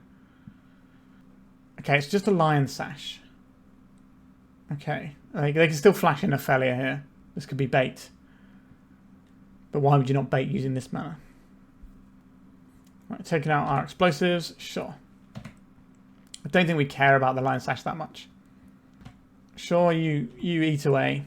Like, it's getting a little bit big. We can answer it later on. There's scarier things afoot, like this Overlord of the Belmerk. Right, so they can crack in for 3. If they want to put a bunch more mana into this, they're welcome to. Yeah, I didn't think they would. Okay, so now we're in the end step here. I'm going to make a little friend. A Flare of Malice. We can't use this because, well, we can hard cast it, we can't easy cast it. So we get to attack with 2 guys here. One gets a clue, the other doesn't. Alright. So this is probably going to be the Containment Priest. No, it's a Recruiter of the Guard. I guess I think I'm just going to counter the ability here. So no search off the Recruiter. We get another clue. Are they going to block with a servo? No. So we know the top card of our library here. We know they've got a Containment Priest in hand. Okay. I guess we just pass. So top card of our library is another Consign to memory, which hopefully we can use for like a big Yorion turn, where they exile everything and then we just bounce. Okay. So this is kind of awkward, but we have a plan which involves just Murderous Cutting this right now, before our opponent can do any shenanigans. We've got a Containment Priest in hand. There is a Containment Priest. Do we care about Containment Priest? No. So we would like to draw a Massacre at some point. We are now in a spot where we can't go and get our Consign to memory and use it by cracking a clue here. I'm not sure we have enough black creatures we want to sacrifice for this Flare of Malice. Alright, the bits, they are coming in. It's servo time. I kind of want to just trade with this Recruiter, if I'm being honest. Like, yes, we plan to stop them being able to blink everything, but sometimes we can't stop them. Another Recruiter. Yikes. That's not the one, is it? So the Containment Priest does weird things with their own Yorion as well. A Witch Enchanter. So they're going to blow up our Retrofitters. Sure, that's not too bad for us. Oh, did they forget to click? Okay. So we've got a little bit more time, and we have information of our opponent's last card in hand. can we do anything with that information is the next question. I would like to crack a clue. Okay, so we can attack with this Tamiyo. We can crack another clue and still hold up the Consign. Let's go and get an island. So this will flip our Tamiyo, if I can count to 3 properly. This is a pretty big game, but we don't need it right now. We can plus on here. We're going to need to do something about this. This little guy. I think Kaito is going to be our solution to this. So they got a land, they're going to play their Witch Enchanter and take out the Retrofitters. Wait, what? Am I missing something? Oh, sorry, the thing didn't work because they're Containment Priest. That's what actually happened there. So this is going to kill our Servo token. Do I care about that? We lose our Tamiyo, but then we're going to gobble up most of their board here. If we protect this, I think we're saving our Consigned Memory for something else. Like, the Consigned Memory is going to be the thing that gets us through their Yorion. Their next wave of things. Okay. So Tamiyo is going to shrink them a bunch. But then they're going to kill the Tamiyo. Then we're going to Massacre. And then we can start doing Retrofitters. Yeah, so what happened was they tried to put in something off the Ether Vial, but it doesn't work with the Containment Priest. Okay, so this guy is going to be ready to rock and roll in the very near future. Okay, so step 1 for us is probably going to be Massacre. But we don't need to Massacre right away, do we? Do you want to Brainstorm first? I don't hate a cheeky Brainstorm when we know it's safe.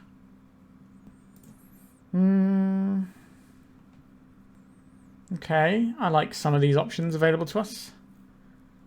I don't think we need another Retrofitters. I don't think we need the Sync yet either. So we can deploy... Whoa, steady on. Let's cast this Massacre first.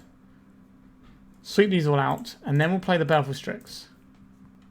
This can trade with the Sash quite nicely. Don't play this as a land? I don't think so. They got a wasteland over there. We can consign to memory something spooky. So now they can just do Yorion things. And if they go to blink everything out, what we do is we consign to memory the trigger of everything coming back. So this is the big play we're hoping for here. Put the Yorion in your hand. Put it in onto the vial. Yep. We can't ever drop the consign here. We just have to keep this up the whole time. Right, we have an Overlord of the Belmark. What is our plan here? If we 1, 2, 3 to put this guy in, and then we sink into Stupor so we can hold up the Consign. So this gives us this guy again. It's a plan. So this attacks, and not putting the Yorion in. Okay, interesting. So this is going to fire this in. We have this as well. We have 2 mana to activate this. 1 mana for that. Do I want to play this thing into... I think we're just going to pass it. I think we should have put the guy in. But we'll see how we fare here. I think I meant to put the Kaito in and just kind of had a moment. Ophelia Exuberant Shepherd. Boy, do I hate that card. Okay. I'm going to phase out some stuff, I think. Let's make them sacrifice a creature or planeswalker with the greatest mana value among creatures they control. So that'll be the Overlord. If they go to save stuff here, we can kind of mess with them. Because all their triggers will go on, then we can consign them. So this is the plan we have. Pretty good game, this one. Right, Ether Vial comes in. They're going to blink out the Overlord. Their Yorion will die here, though. Because this is just an Edict effect. So, bye-bye goes that. In come these little guys. Are they going to blink anything here? They might blink our Clue. Or our Retrofitters. They're blinking our Clue. Okay, I would like to draw a card here. I'd like to make a guy. I'd like to go to blocks. We'll block the biggest creature here. And then this trigger at the end will get consigned, and they won't have an Overlord of the Belmark anymore. And that is something. Alright. Fail Push. That is a great Magic the Gathering card to have here. How much do I think our opponent can just ruin us with playing something at end step? 1, 2, 3, 4. Kaito. I would like to stun down this little guy. They're going to feast upon our graveyard in response. They are. That is fine. If you're not playing a creature here, that is all I care about. Please use all of your mana up here. Still leaving up some mana though. That makes me a little bit suspicious. Alright. Just doing some more sashing. So before they go to attacks, I will fatal push the dog. Maybe we should have fatal pushed it first in case they drew Caracas. That's probably a little bit loose of me, but we haven't got that much time left on the clock here. So now we can start doing the stuff that Kaito likes to do.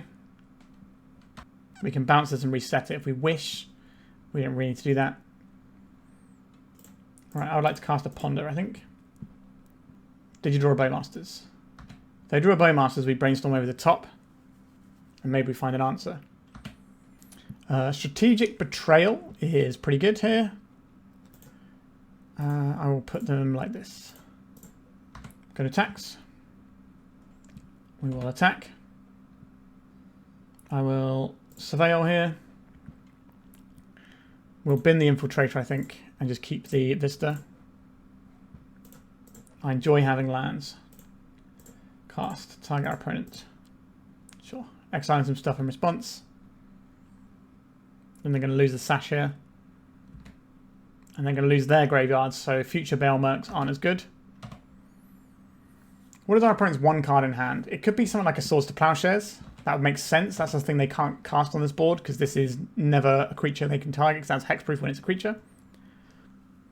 We can hold open the Sink into Stupor. We can Brainstorm. We can just make some little guys. Just make a little guy. Let's go to attacks with our little guys. I would like to draw some free cards. A Bowmaster here can be annoying for us. Okay, put into the graveyard, put on top of the library. We draw the Bowmaster. I'll play this out. Play out the second one of these. And pass.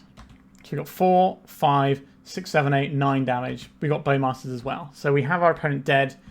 We can kill a little guy. We can bounce a big guy. We can bounce the spell off the stack. And that is the end of the match. We managed to take that one 2-1. A real slog. A lot of back and forth. Lots of decisions. Some real Magic the Gathering.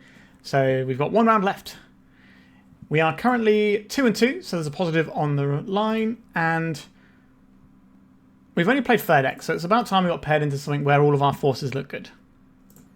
This is not a keeper, I'm afraid. So we're going to mulligan this one. Yeah, we got Ponder and stuff. If our opponent kills us on turn 1, so be it. I think we can put back the Kaito. That's going to be a slightly later game sort of thing. Do we know what we're looking for? Not really. I wouldn't mind having access to some sort of counter magic, given our opponents could kill us on turn 1. That is a lot. There's a lot of that going around right now. Okay, I'll take a Force of Negation. Flooded Strand. Are we playing some real magic? Could be. I would like to fetch away the island on top of our library, so I'll play this land out.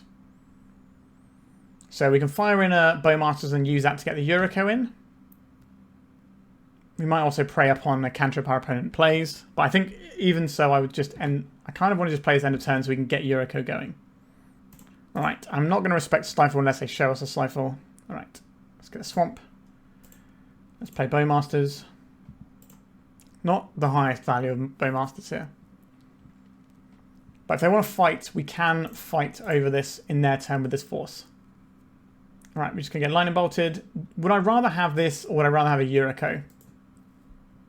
I guess we get the Yuriko anyway, because we still get the token. This gives us uncountable Card Advantage Engine. I think maybe we're supposed to hold off on playing that land in case we draw. I guess it doesn't really matter what we draw. I guess we could draw a Surveil land. That might be a thing that we want to put in instead. Do you have another Lightning Bolt opponent? Or do we just get to crack? We get to crack. Murderous Cut. Boom. 5 damages. Okay. And now we have an answer to something big like a Murktide that can sit in front of this. We have answers to little things that can maybe sit in front of this. We have a Force of Negation to answer sorcery speed kills on this. Will our opponent go for a sorcery speed one? I don't know. Maybe.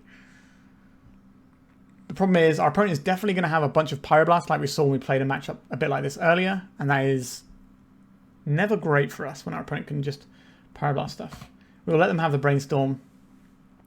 So we just want to Force of Negation something that interacts with our Yuriko.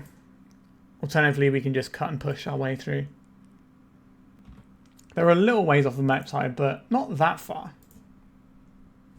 We don't have to worry about a Corey Steel Cut this turn because they've already cast one spell. So the Corey Steel Cutter won't be coming in with guys. Okay, so this is probably the Corey Steel Cutter deck given the amount of Volcanic Islands our opponent's getting. They're not even considering getting a Tropical. Okay, so they got the Bauble, so now they can Murktide. So are we playing around Daze, or are we playing around Force? If we're playing around Force, we fire this off now. If we're playing around Daze, we don't. I think our opponent would have Dazed Bowmasters if they had the choice. I'm going to cut this, so we can play around the Force using our forces. Like if I knew we were drawing a blue source, then we could kind of play around both. It was the Daze, so we can then... I don't like doing this, but I think I'm okay to do it. We can force this Daze. This gets us worse if they have a Force now. But if they have both, they have it all and we die. That's fair enough. Alright, they're taking 1 damage. They're playing a Force as well, and we're dead. Okay. I don't know if we have another cut. I can't remember. A Tamiyo, you say. I'll play out this Tamiyo, so at least if they crack in for 5, the backswing is going to be 2 cards for us, which is quite a lot. Maybe they'll try and crack in and then play a blocker, and then we can fatal push that blocker, and then all of a sudden we're pulling ahead in cards. And our opponent's life total can go down pretty quick with the Yuriko. A Ponder, sure. This looks like a lightning bolt. It's going after our Tamiyo. Okay. A Delver of Secrets, sure. They did not crack in with a Murktide. That is fascinating. And Orcish Bowmasters. This is what I'm all about. Let's ping down this Delver. Very nice. One of the reasons we didn't fail push it is because we could draw a Bowmasters. We also had options involving playing around more things or seeing what our opponent's card is before we push it. So we're kind of in a weird stalemate here. Does our opponent just want to start sending? No. They didn't last turn, they don't this turn. We do have answers for the Murktide. Sink into Stupor is one of them, but we don't have the ability to do what we quite want to do here. It's just a pass. Like, we can kill their follow-up threat, so they're gonna be stuck in a stalemate with this Murktide until we answer it. Now, the problem is they're drawing cards. They're not playing threats. They've got removal spells or counter spells. So we have to work through them. A Ponder. Yes, please. They could just have cantrips, though. That is the other thing they might have here. Ingenious Infiltrator is pretty darn good. The Kaito also pretty good. Sink into Stupor pretty good too. Okay, I think we go Infiltrator on the top, then this Sink, then the Kaito. I don't think we need to play out this Sink into Stupor. Our plan is next turn we attack with 3 guys and then we put Kaito in. Kaito can tap down the Murktide and mess them up. I think it's better to have the uncounterable Kaito because, like I said, what is going to be in our opponent's hand? Counter magic or cantrips? Is this going to be Seek the Beast? It is. Okay, so they are on the splashing build. Interesting. So I can play out this Dragonfire Channeler. What do they have here? Instant sorcery creature. So they don't have a land yet. Not normally the most difficult one to get. So hopefully, on their part, they can turn this into 3/3. That maybe keeps it on blocks. Right, Seeking the Beast again. I kind of want them to rely on this, so then we can bop it with a swamp, and then we can probably just beat our opponent down. Put creature in. There's a land. So this is going to be a 3/3 now. So they might attack with the Murktide and have a 3/3 to keep our guys at bay, which is going to go very poorly for them. Still going to be a coward here. Let's take this one out. Right, so we can go to attacks here. This is a very obvious, we have a Kaito attack. Well, I like to get rid of the Bowmasters or the Orc Army. I think it's the Orc Army here. So what this is going to do is this is also going to trigger the Yuriko, because this is a ninja as well. So we get one Yuriko trigger. We hit them for 4. We knew that card was on top of our library. We can stun their Murktide. And then next turn we can shock this in and bounce something if we need to get the final points of damage over the line.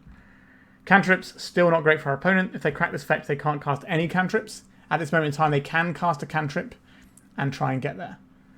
Why did they do that then and not in our instance? Okay, they weren't getting a Surveil land, that's why. I thought they might be getting a Surveil land. But they probably don't have the Surveil land if they're running the Trop. We'll see. So they're going to play one of these Druids. Sure. Opponent's on 1. They're going to ponder. This is going to allow our Bowmaster to kill them. Quite an interesting choice there. Not sure about that one. They are lightning bolting our Kaito here. Okay. They're still dead to this Bowmaster. Okay. So showing us they found the lightning bolt at the end. Okay, so what do we want here? Engine explosives. Yes. Removal spells. Yes. Wait, did I just put Dystopia in? No, I didn't. We don't want the Extirpate. That's the one I dragged in. Brazen Borrower bounces stuff out of play. We take out these expensive counter spells we didn't really want to be leveraging. We get to keep one still in there. That's fine. And we just rock and roll at this. Our opponent's saying, oops, maybe they had the bolt and they meant to bolt before they pondered. Uncertain. I really hate this Undercity Sewers. But we have a turn 2 Yuriko.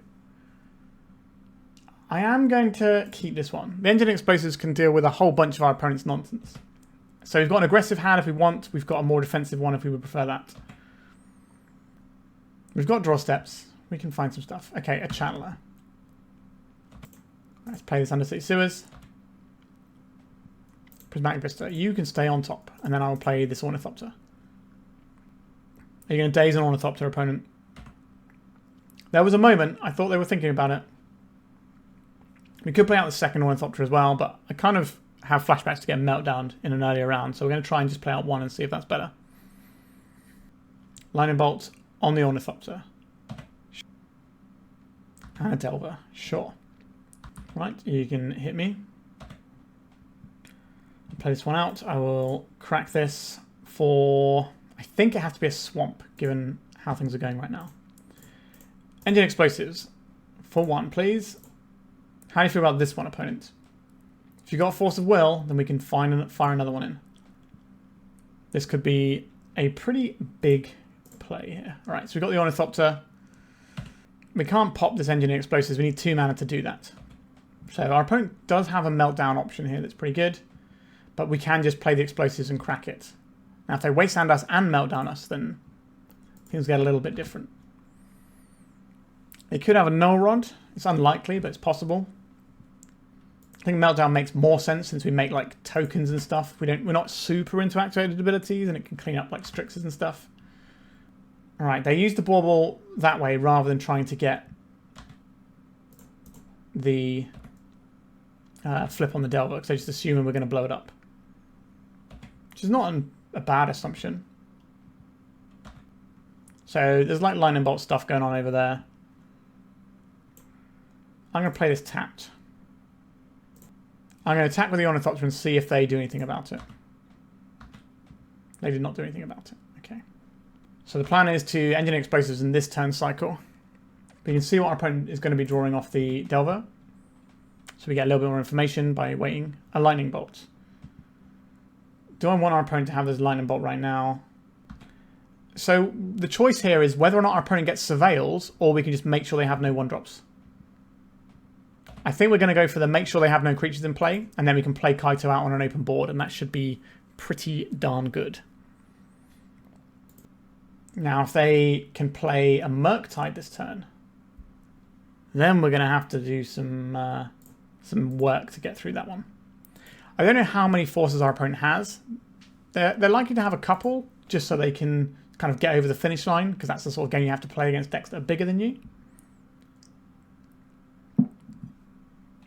I can take 4 damage here and just make sure they don't have any creatures to follow up with next turn. This is all what we're doing. Because if we get a Kaito on an open board, that is really good. Now, Pyroblast is a thing our opponent can have, which would make me sad. Right, let's pop the explosives. So we effectively paid 4 life to make sure that we could get some... Okay, so they're going to hit our Ornithopter, so that we can't do the play we wanted. Sure, but that's a lightning bolt that's not going to our face. If anyone spends some real cards on Ornithopters, you can be my guest. All right, let's just play out this medium creature. Do you want to daze it? You can daze it. There it is. That's a daze that won't be directed at a Kaito that we cast for 4 mana down the stretch, if we have to do that. So play out some more 1-drops, then we can have it off with this Engine Explosives again. This just looks like a Murktide though. So this is going to be a situation where we need to get the 4th mana for the Kaito. And clearing out that daze might be relevant to get this Kaito resolving. There is Murktide. It's only a 6/6. They've kept in an interesting selection of types here. They've made it as big as they can whilst making sure they can get Delirium. A Delver. This is the thing we can kill.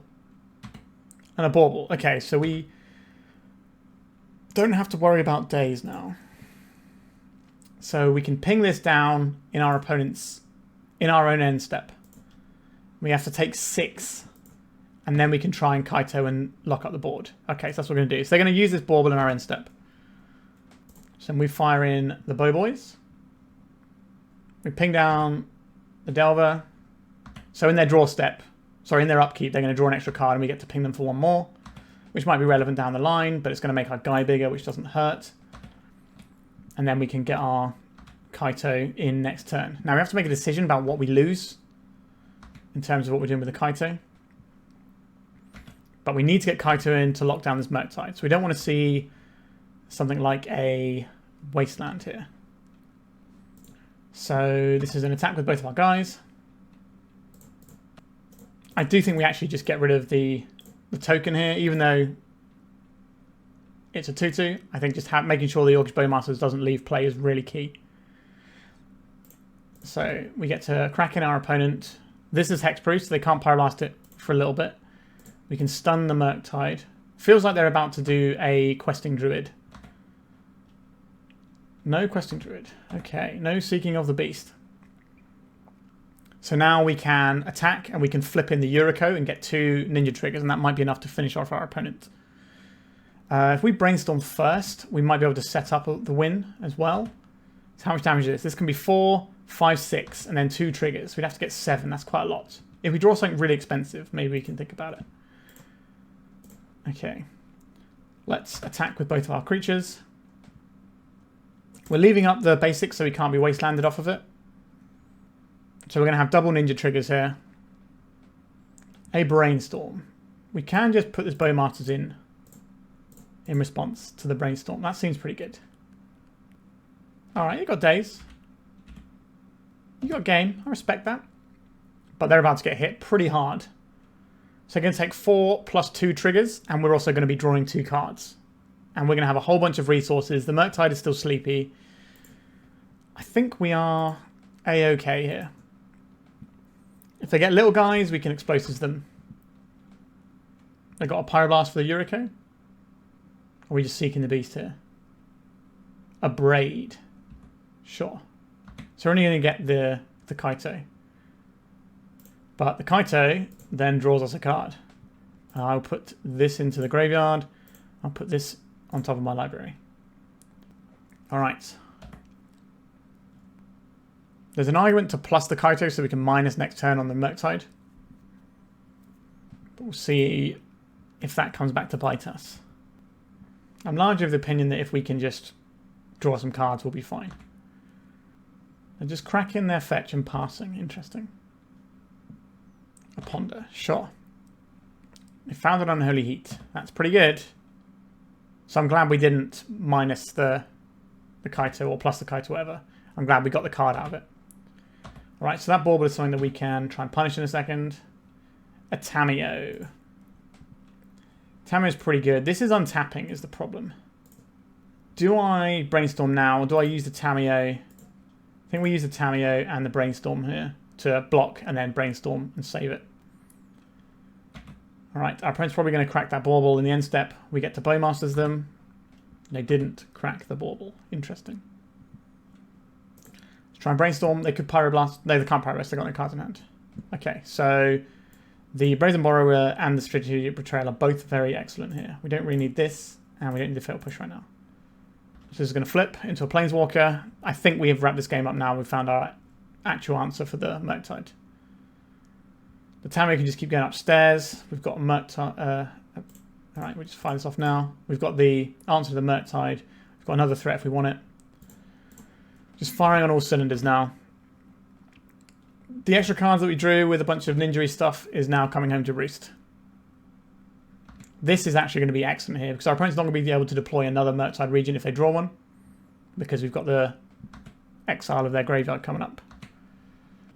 I'm just going to draw a card here. We're going to ping them for 1. Go to our draw step. Get rid of their guy, exile their graveyard. This means that future Murktides aren't a problem. It means that the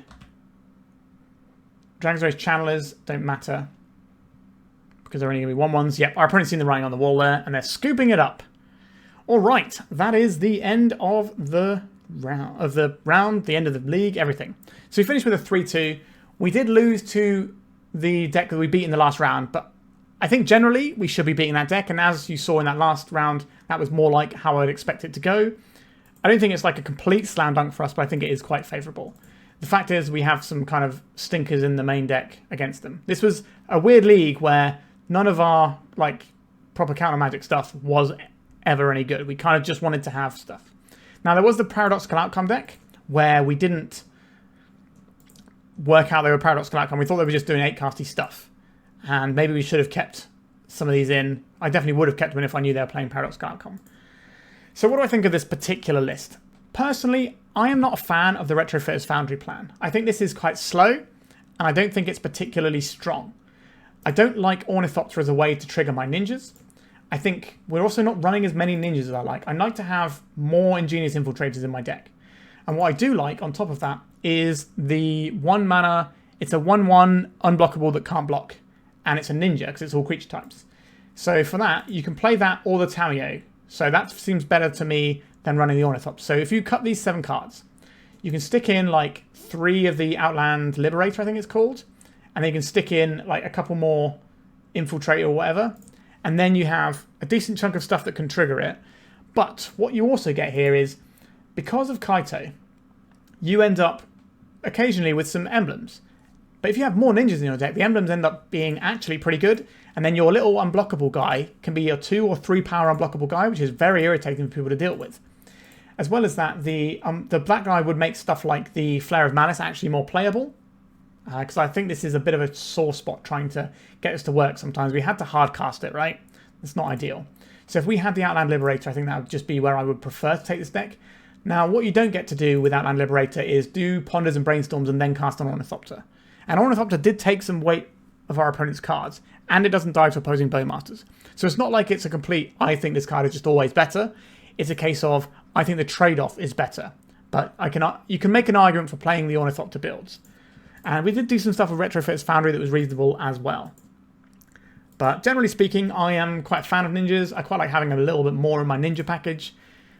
Sometimes I even like to play there's a ninja that comes in for just a blue mana, and it's a 2/1. And when it enters, when it connects, you loot, but if it entered this turn, you just draw a card. So that can just be like a little extra bit to sort of get you up and running. So you could cut down on stuff like Ponders. Because this deck is so desperate to make 1-drop into 2-drop ninja, you could forgo the Ponders, because Brainstorm is good later on because it fixes your hand and stuff. But you want to making a 1-drop into your 2-drop. So you could trim the Ponders entirely, trim these things, get your Outland Liberators up to 4, get a Tamiyo up to 4, and just have we're going on the front foot, we're going to play these, then we're going to play some different ninjas. So you can play these, you can play Ninja with the D-Powers if you want as well. That's the 2/2 that does the same thing as this. It doesn't give you a card for every ninja, it's just for when it does it itself. You could run that, or you could run the Moon something one. But yeah, that's definitely some tools you can have. Also, when you're playing the Retrofitter's Foundry package, it does sometimes feel a bit awkward having like explosives and Null Rod in your sideboard, and I think these are cards we do want. I also don't mind having Wastelands in the sideboard as an option instead of like the Harbinger of the Seas. I think the mana was a little bit tight at times today, which sometimes happens when you play Sync and Dystopia, but we're running this because we're running so many Force effects. Do we need to run that many Force effects? I don't know. I think you could at least trim 1 Force of Negation. 3 in the main is a lot, and we boarded them out a great deal. But yeah, I like Ninjas. This deck did top 8 a big Japanese tournament, so it's certainly not nothing. And I hope you enjoyed a bit of Ninja action. I always enjoy playing this. There's lots of cool decisions. You tend to have real games, which is what we've done all league. And I hope you lovely people enjoyed it. Thank you so much for watching. Please remember to like and subscribe, and goodbye. If you'd like to support me in the channel, please check out my Patreon. It has a free guide to budget turbo depths as well as 3 tiers of support. A low cost one that enters you into my monthly raffle for a free donation deck on the channel, a mid-tier subscription that gives you access to my detailed turbo depths guide that is updated every month as well as regular articles, and lastly the higher tier gives you all of the above as well as a monthly donation deck for my channel. If you're interested in supporting the channel this way, please check out the link in the description.